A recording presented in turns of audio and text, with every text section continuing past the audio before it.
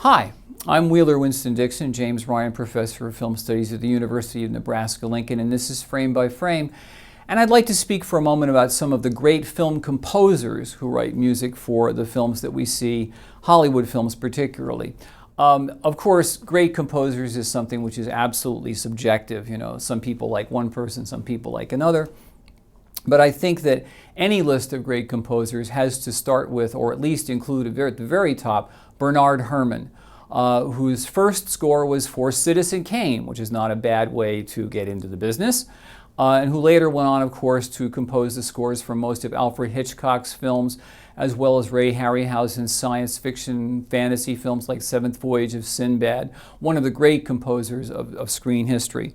Ennio Morricone, who is the Italian composer who has got more than 300 scores to his credit.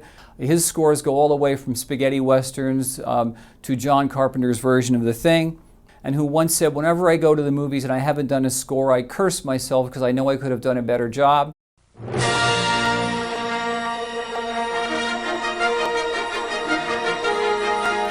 John Williams is another famous composer who works for all of the Steven Spielberg films. His music is extremely supportive of the images and more or less gives you image cues on how to feel. Now you're sad, now you're happy. It leads you through the picture.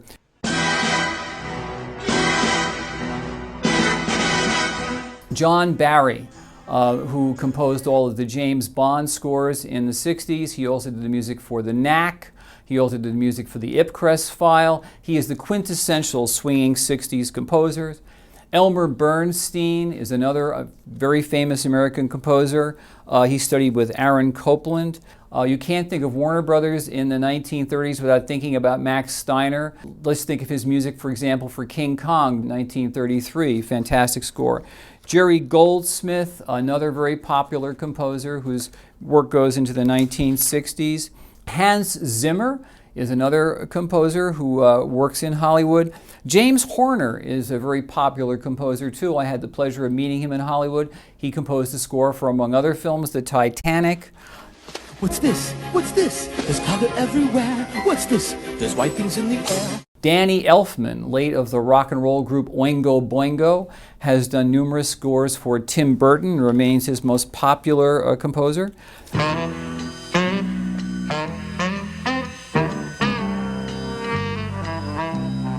Henry Mancini, Breakfast at Tiffany's, The Pink Panther, Blake Edwards' favorite composer, one of the most prolific composers of all time.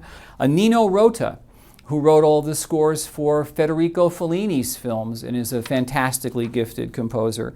These are some of the major composers who have worked in Hollywood history. If I've left your favorite out, I apologize.